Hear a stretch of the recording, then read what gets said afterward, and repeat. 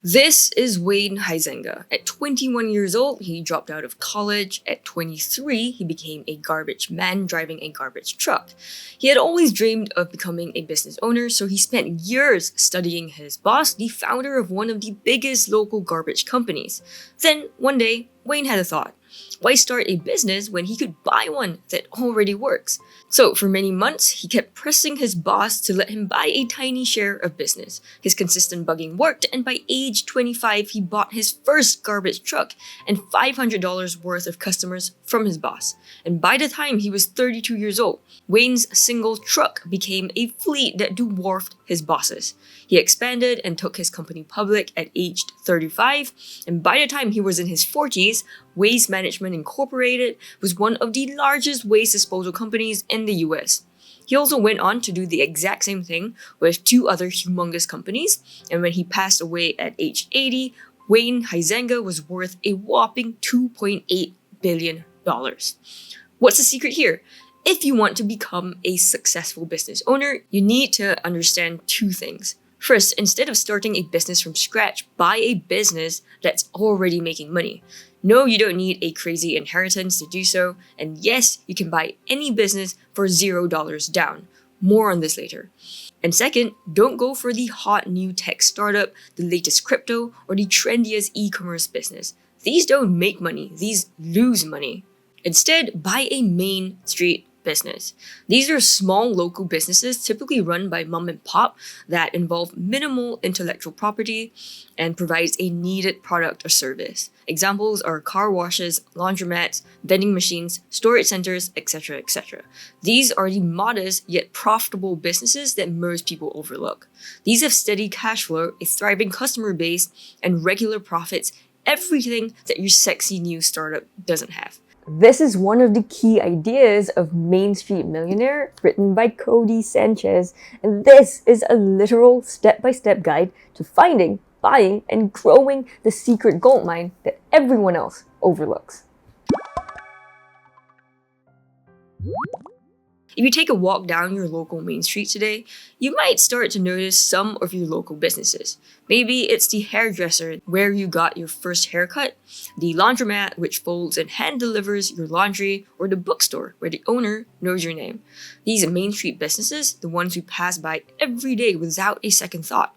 There's 3 million of them out there, providing jobs for 32 million people and collectively contribute a staggering $6.5 trillion to the US economy each year. And here's where it gets really interesting for you.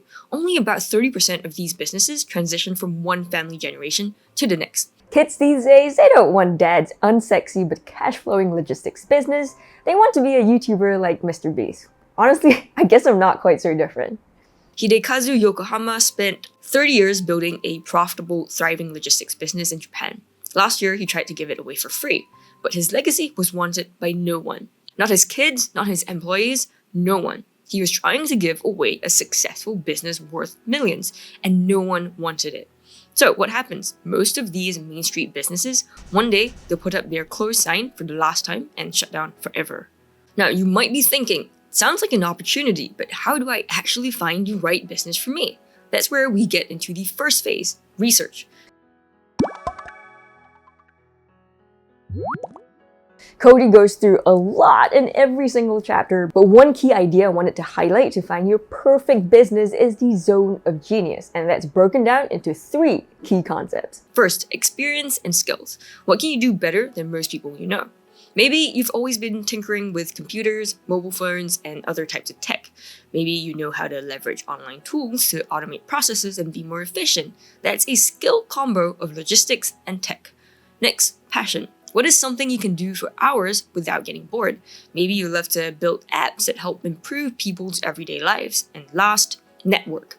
Who do you know who could help you make your future business a success? Examples are colleagues, service providers, mentors, suppliers, etc. Let's say your brother-in-law is a tradesperson in plumbing. You've paid him to come fix your plumbing issues before, and he's always complaining about how busy he is and he doesn't have enough time to do it all. Now, what if you buy into your brother-in-law's plumbing company? Let him do all the fixing that he loves while you do all the tech and management stuff that you love.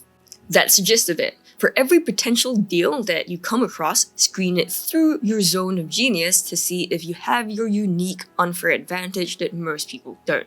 That's how you stand out. Now, here's the part of the book that stuck with me the most. You can easily become a business owner in as little as 30 minutes. Let's run with the same example that we talked about before, and I'll also use a really interesting conversation from the book. Hey, I know this is a kind of personal question, but how much money do you make in your plumbing business each year? Brother-in-law. Well, I made about $50,000 last year. Wow, congrats. Let's crunch the numbers. Assuming each job is on average $100, that means you did about 500 jobs last year? Yeah, that sounds about right. Let's say we increase the number of jobs to 1,000 per year and we raise your prices by 25%. You'll make $125,000 per year. Would that be doable? It should be if I hire someone to help me. Perfect, so why don't we do this? You keep all your revenue on the first $50,000 that you're already going to make this year. That's all yours, I get none of it. And then any money that you make over $50,000, I'll get 25% of that. So what this means is, if we raise your revenue to $125,000 per year, I'll collect about $18,000 and you get to take home $107,000. That's an extra $57,000 you're not making right now. Does this sound fair to you? Sounds good, but how will we do it? Well, I'll set up your marketing system first, so that's the website, logo, social media, and your email list. I'd also automate your payment system, so you'd never have to chase people's money down again. Then I'll create upsells so that we can earn more from existing customers. On top of that, I can set up a system that responds to leads within 60 seconds, while also creating a tech tool that automatically asks for 5-star reviews after a job. Stuff like that. Let's do it. If you're a business newbie, the key here is to be creative and to keep things as simple as possible. But let's say instead of taking a share of future profits, what if you want to buy over an entire business worth millions? Here's how to do it in as little money as possible. Let's say you found a business to buy. The seller wants $1 million for it. So you go to the bank to get a loan. The bank says, well, the cash flow can support a purchase price of $750,000, not $1 million, and it'll be an 8% interest rate, which is $60,000 per year. Then you go to the seller and tell him, here's what the bank is offering. Now, what if I pay you $1 million and an extra $150,000 for your business, plus a 5% interest rate, which means another about $58,000 a year to you on top of the purchase price, and you loan me the money from the business. We use the profits of the business to give you more money, you make all the money the bank would have made, and not to mention, you also save money on taxes, and you get paid out year after year for 10 years in a row. This is seller financing in very simplistic terms, and this accounts for 60% of all small business acquisitions. In simple terms, it's the business's profits that are paying for your purchase. It makes sense not only for you, but for the seller as well, if you were paying attention to the numbers that I showed you, and that's how you can become a business owner without spending a fortune. In fact, you can pay as little as 10% down, maybe less if you're a good negotiator. The third phase is C for command, and the gist of the entire phase is about hiring a great operator.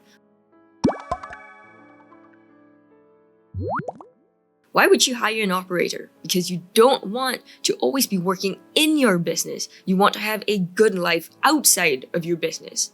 Now, typically, you want any business you buy to make at least $200,000 in annual profit. Why? Because you want to pay yourself $100,000 of it and pay your operator about $100,000 as well. A proper compensation package motivates your operator to not only stick around but perform consistently at their best. And of course, Codie also goes through ridiculously detailed steps on how to attract the very best talent, down to specific job listings and hiring filters and much more. And the last phase is H for harness, and that's about growing, running your business on autopilot, scaling, and eventually exiting your business if you want to. You'll learn how to clean up your prices, add subscriptions for recurring revenue, exactly what business metrics to track, the 7 different income streams that you can open from just one business, and even how to prep your business for a multi-million-dollar buyout offer. And perhaps one day you might also become a billionaire like Andrew did in this video right here. Now, I'm going to be honest with you, I don't think I was able to do Codie's book much justice because every single page in this book is like value packed with like the most insane, specific, detailed steps possible. And following through with this entire book and Codie's rich framework will take about 2 years. My only objective here was to hopefully spark some business ideas in your mind, like this book has done for me. Let me know if I've done that.